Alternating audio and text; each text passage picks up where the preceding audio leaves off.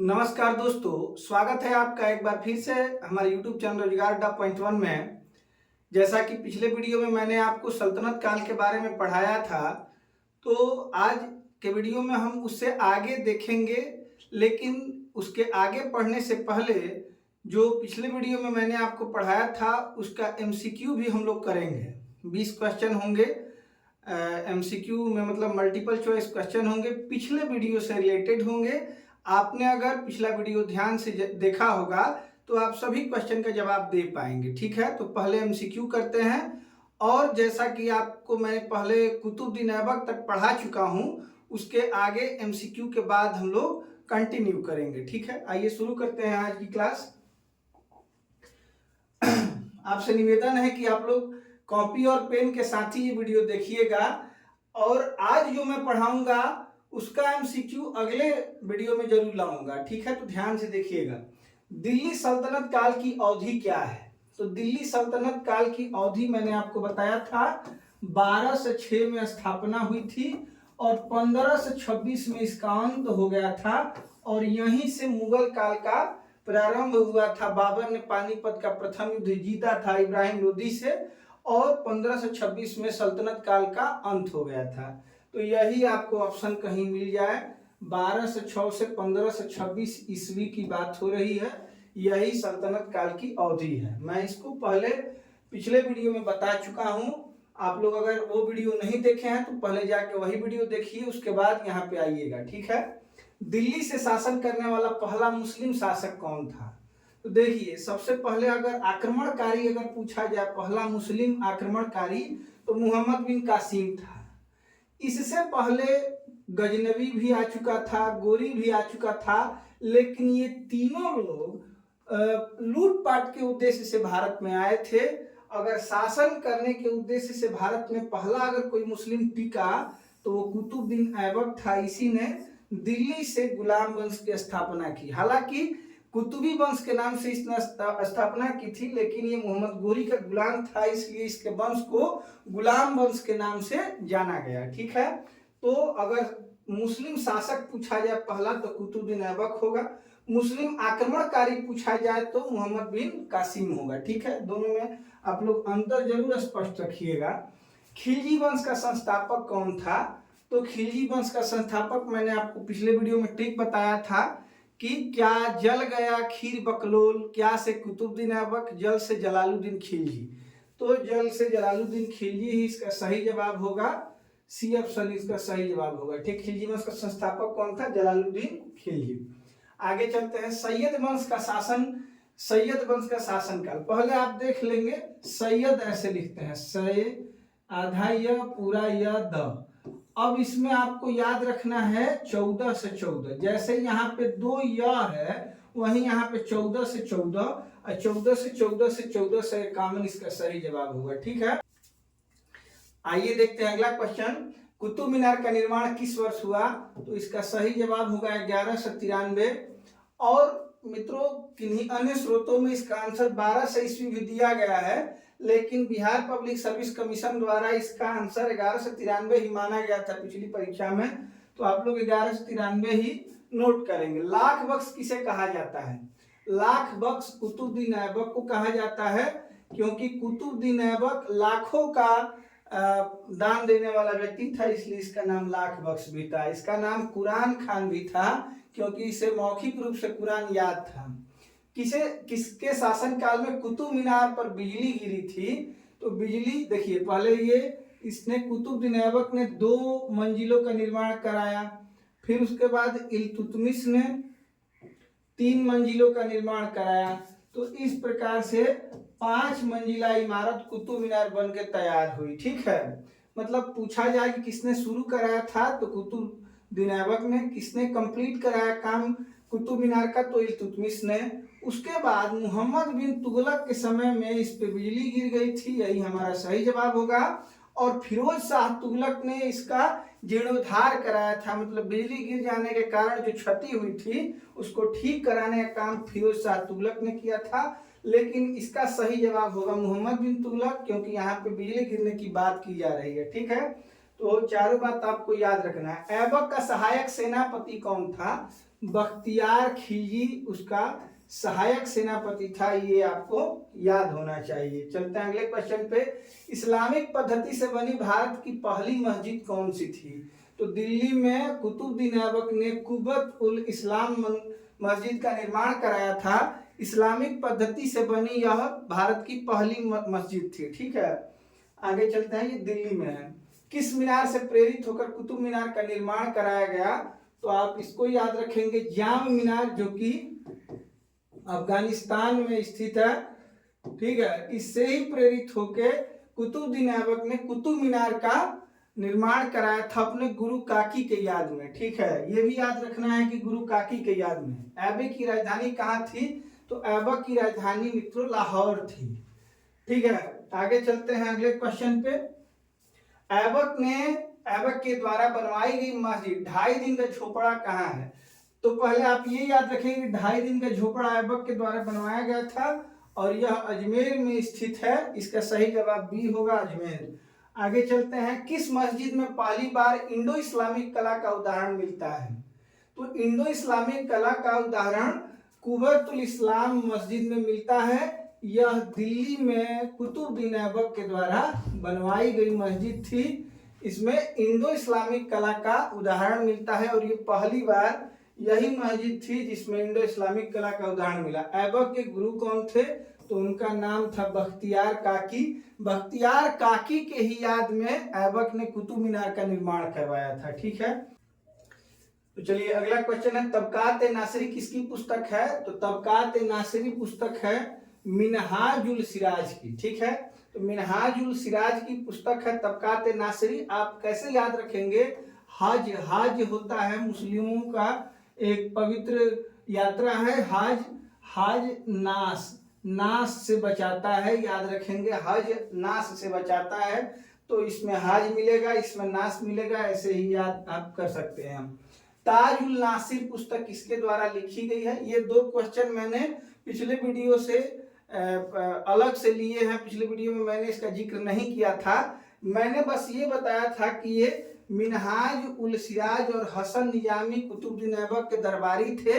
इनकी 2 पुस्तकें प्रसिद्ध पुस्तकें हैं, उसके बारे में मैंने यहाँ पूछ लिया है। यहाँ ताज हसन याद रखना है, ताज हसन। ताजुल नासिर पुस्तक किसकी है? तो हसन निजामी की ये पुस्तक है, ये आपको ध्यान रखना है। आप इसको नोट कर लीजिएगा क्योंकि पिछले वीडियो में इसका जिक्र मैंने नहीं किया था। ऐबक का मकबरा कहाँ है? तो ऐबक का मकबरा लाहौर में है मित्रों। तो सी ऑप्शन इसका सही उत्तर होगा। ठीक है, तो ये एमसीक्यू था जो कि पिछले वीडियो से रिलेटेड था। अब आज हम लोग कुतुबुद्दीन ऐबक के आगे पढ़ेंगे और देखेंगे कि और कौन कौन से प्रसिद्ध शासक गुलाम वंश के अंतर्गत शासन किए हैं। चलिए सबसे पहले देखेंगे आराम शाह, जिसने 1210 ईस्वी से 1211 ईस्वी तक शासन किया। यह ऐबक का उत्तराधिकारी था किंतु अयोग्य था। आराम शाह एक अयोग्य शासक था। 1211 ईस्वी में इल्तुतमिश ने इसे हटाकर खुद शासक बन गया। यह मात्र 8 महीनों तक शासन किया। आराम शाह ने केवल 8 महीनों तक शासन किया। इसकी हत्या इल्तुतमिश के द्वारा की गई थी। तो ये एक फैक्ट है, ये आपको याद होना चाहिए कि आराम शाह की हत्या इल्तुतमिश ने की और इल्तुतमिश अब खुद ही गद्दी पे बैठ गया। अब चलिए, शमसी वंश के अंतर्गत इल्तुतमिश आता था, लेकिन ये सभी लोग गुलाम थे, इसलिए सबको गुलाम वंश में ही रखा गया है। ठीक है, चलिए इल्तुतमिश ने 1211 से 1236 ईस्वी तक शासन किया। इसे गुलाम का गुलाम कहते हैं क्योंकि यह ऐबक का गुलाम था। जैसा कि मैं पहले ही बता चुका हूं कि ऐबक मोहम्मद गोरी का गुलाम था और ये ऐबक का गुलाम था, इसलिए इसको गुलाम का गुलाम कहा जाता है। यह 1211 ईस्वी में गद्दी पर बैठा। इसने आराम शाह की हत्या कर दी 1211 में और खुद गद्दी पर बैठा। इसके बचपन का नाम अल्तमस था। आप लोग नोट करते जरूर चलिएगा, ये सभी क्वेश्चन आपसे पूछे जा चुके हैं परीक्षाओं में, वही मैंने लिया है। इसके पिता का नाम इलम खां था जो इलवरी तुर्क था, तो इसको इलवरी वंश के अंतर्गत भी रखा जाता है। ठीक है, तो शमसी वंश या कहीं कहीं इलवरी वंश दिया जाता है। इसने अपनी राजधानी लाहौर से दिल्ली कर ली। तो आपको याद होगा कि कुतुबुद्दीन ऐबक ने अपनी राजधानी लाहौर को बनाया था, लेकिन इल्तुतमिश ने राजधानी लाहौर से बदल के कहां कर ली? दिल्ली कर ली। चलिए 1215 में तराइन के तृतीय युद्ध में, मतलब तराइन का प्रथम युद्ध 1191, द्वितीय युद्ध 1192 मोहम्मद गोरी और पृथ्वीराज के मध्य लड़ा गया था। अब बात यहाँ हो रही है तराइन के तृतीय युद्ध की। सन याद रखना है 1215 ईस्वी में तराइन के तृतीय युद्ध में इसने याल्दोज को पराजित किया। तो तृतीय युद्ध याल्दोज और इल्तुतमिश के मध्य लड़ा गया था, ये आपको नोट करना है, ठीक है। इसमें विजय किसकी हुई थी? तो इल्तुतमिश की हुई थी। तो तराइन का तृतीय युद्ध 1215 ईस्वी में याल्दोज और इल्तुतमिश के मध्य लड़ा गया, जिसमें इल्तुतमिश की विजय हुई। इसने सुल्तान की उपाधि धारण की थी। तो मुख्य बात यह है कि कुतुबुद्दीन ऐबक ने सुल्तान की उपाधि धारण नहीं की थी और इल्तुतमिश ने सुल्तान की उपाधि धारण की, साथ ही खुतबा पढ़वाया। मतलब कि इल्तुतमिश खुतबा पढ़वाया और कुतुबुद्दीन ऐबक खुतबा नहीं पढ़ाता था। जैसे कि ये प्रश्न में पूछा जा सकता है कि ये कथन सही है या गलत, और कहा जाए कि इल्तुतमिश ने खुतबा पढ़वाया था तो ये सही होगा, लेकिन कुतुबुद्दीन ऐबक ने खुतबा नहीं पढ़वाया था, ये आपको ध्यान रखना है। खुतबा क्या होता है? तो जब लोग, मतलब मुस्लिम लोग जब नमाज करने जाते हैं तो उससे पहले राजा की प्रशंसा करते हैं, उसी को खुतबा कहा जाता है। तो ये इल्तुतमिश ने खुतबा पढ़वाया। शासक बनने से पहले यह बदायूं उत्तर प्रदेश का सूबेदार था। मोस्ट इंपॉर्टेंट बात है, इस बार बीपीएससी में पूछा गया था कि इल्तुतमिश शासक बनने से पहले कहाँ का था सूबेदार? तो आप याद रखेंगे कि बदायूं उत्तर प्रदेश का सूबेदार था, ठीक है। चलिए आगे चलते हैं। इल्तुतमिश को गुंबद और मकबरा निर्माण का जनक कहते हैं। गुंबद और मकबरा निर्माण का जनक किसे कहा जाता है? इल्तुतमिश को कहा जाता है। इल्तुतमिश ने अपने पुत्र नसीरुद्दीन महमूद, जो इसके शासन काल में इसके पुत्र की मृत्यु हो गई, इसका मकबरा सुल्तानगढ़ी में बनवाया था अपने पुत्र के, ठीक है। इल्तुतमिश ने न्याय मांगने के लिए लाल वस्त्र पहनने की परंपरा चालू की। तो इल्तुतमिश ने ये परंपरा चलाई कि जिसको न्याय मांगना हो लाल वस्त्र पहन के आएगा, ठीक है। आगे चल के इसका प्रयोग रजिया ने किया था। इल्तुतमिश ने भारत में इक्ता प्रणाली प्रारंभ की। देखिए इक्ता व्यवस्था क्या थी? तो कर्मचारियों को वेतन के बदले इसमें भूमि दिया जाता था इक्ता प्रणाली में, ये याद रखना है। इक्ता प्रणाली की शुरुआत किसने की थी? इल्तुतमिश ने की थी।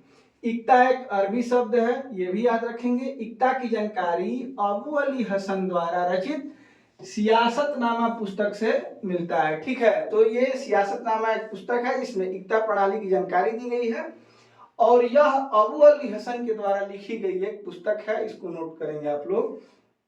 चलिए आगे चलता हूं। देखिए मैं फिजूल की बातें ना करते हुए सीधे सीधे टू द फैक्ट बात इसलिए कर रहा हूं क्योंकि आपका समय बर्बाद ना हो, ठीक है। आगे चलते हैं, देखते हैं। इसने 40 तुर्क सरदारों का एक सलाहकार परिषद बनाया जिसे तुर्काने चिहलगानी के नाम से या चालीसा दल कहा जाता है। तो ये याद रखेंगे, तुर्काने चिहलगानी। ये भी परीक्षाओं में कई बार पूछा जा चुका है। तुर्काने चिहलगानी मतलब 40 सरदार, तुर्क सरदारों का एक समूह था, इसको चालीसा दल भी कहते हैं। यह किसके द्वारा निर्मित किया गया था? तो इल्तुतमिश के द्वारा। इल्तुतमिश को शुद्ध इस्लामिक पद्धति का वास्तविक संस्थापक कहते हैं। तो शुद्ध इस्लामिक पद्धति का वास्तविक संस्थापक किसे कहा जाता है? इल्तुतमिश को। यह शुद्ध अरबी सिक्का चलाने वाला प्रथम शासक था।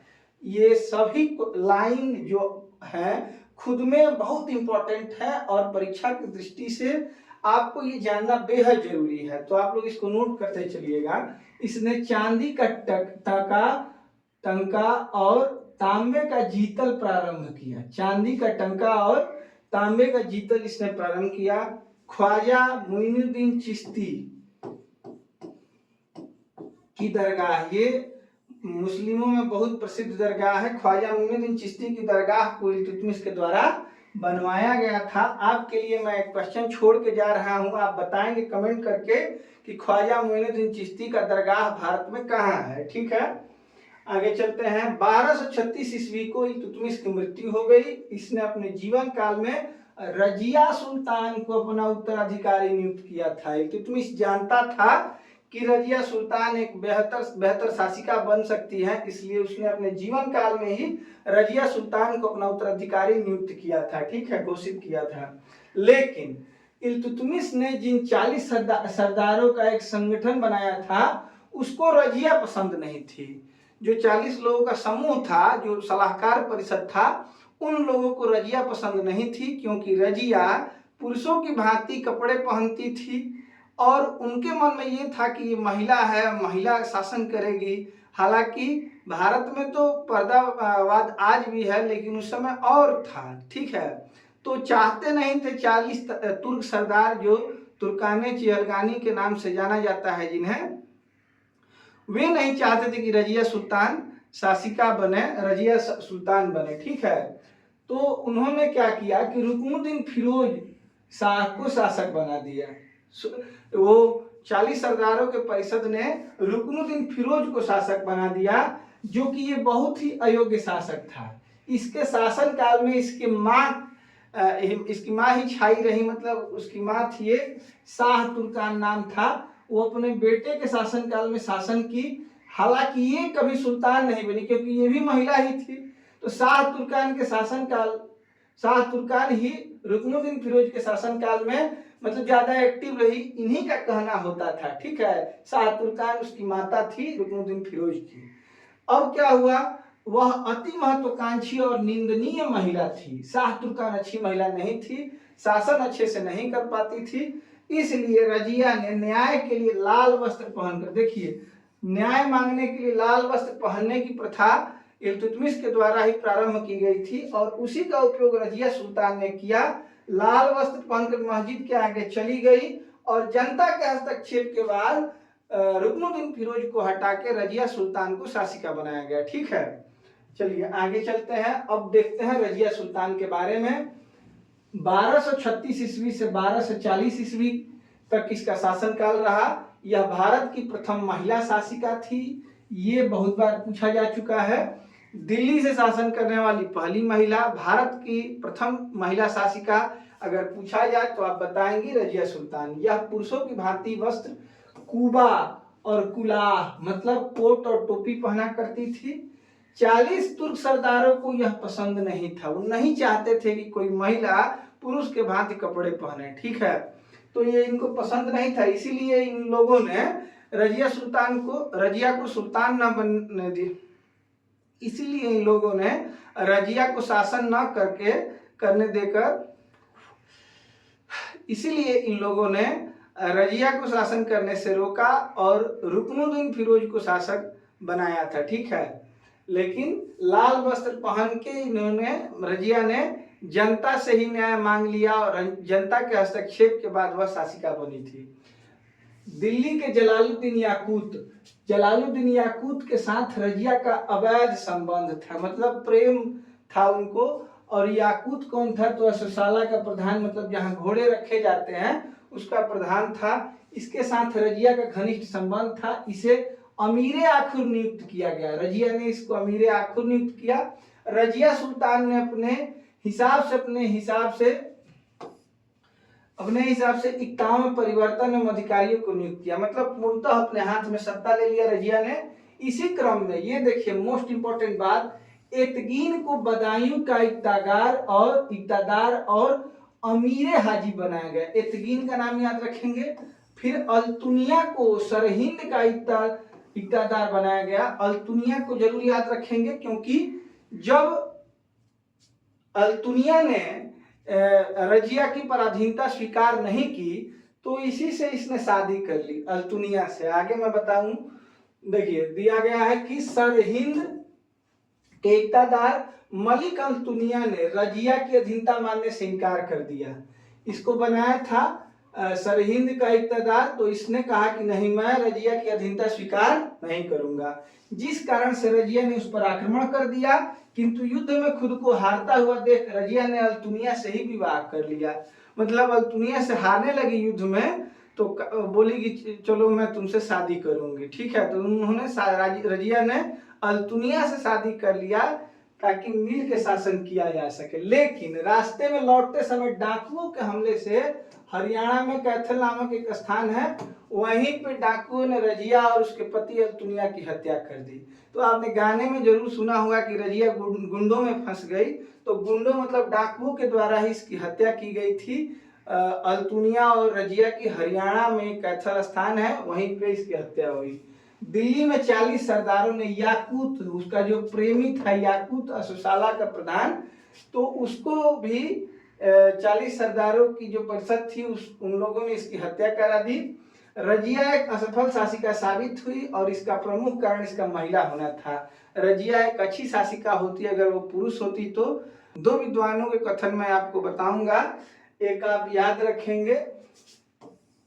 एल्फिस्टन का कहना है कि अगर रजिया महिला ना होती तो इसका नाम भारत के महान शासकों में लिया जाता, एल्फिस्टन ने कहा है। और मिनहाज जो कि कुतुबुद्दीन ऐबक का दरबारी था, इसका कहना है कि भाग्य ने उसे पुरुष नहीं बनाया, वरना उसके समस्त गुण उसके लिए लाभप्रद हो सकते थे। रजिया में वे प्रशंसनीय गुण थे जो एक सुल्तान में होना चाहिए।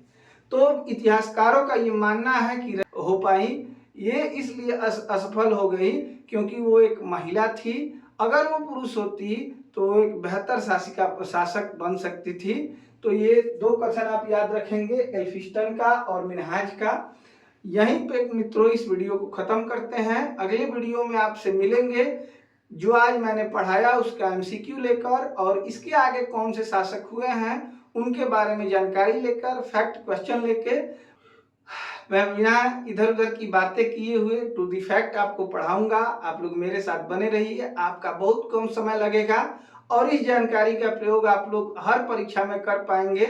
मिलते हैं आपसे अगले वीडियो में, तब तक के लिए नमस्कार, आपका दिन शुभ हो।